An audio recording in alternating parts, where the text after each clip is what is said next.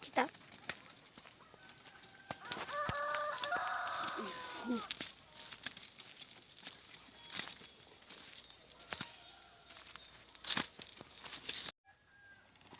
Nó dùng hai trong phòng trong gì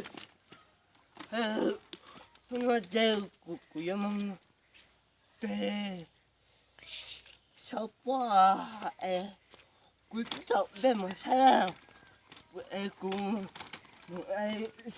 sao mẹ chẳng có mà sao chú cụ ấn à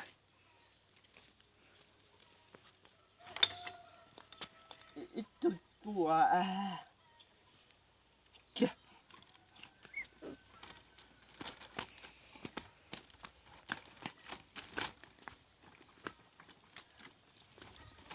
Hai lúa mò.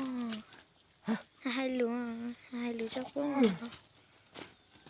chú cũng sao 에 빼고만 주배 야 마요 탄탄 이제고만 타이도 부셨다는 사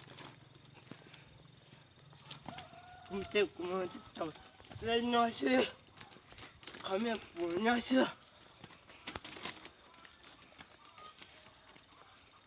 나도 야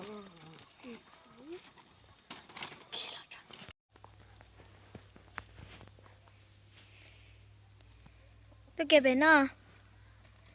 Nè sai ơi. Từ nãy giờ của tôi tí lòng đã ơi. Nhưng mà chỉ tao kể chê.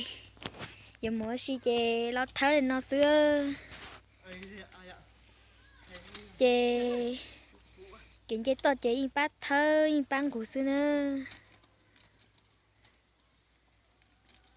Giọt nhẹ thế. Tôi kể bé nó.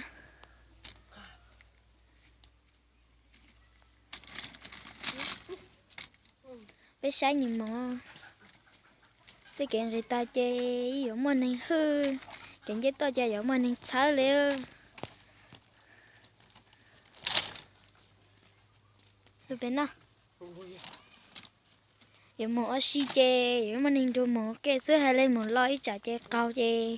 Chỉ mà nên bắt chá chê. Mình chỉ lo liêu.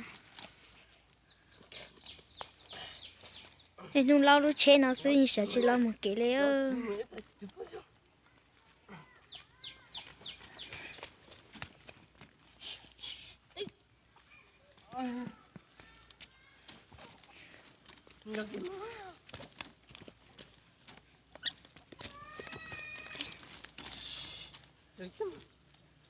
여기 뭐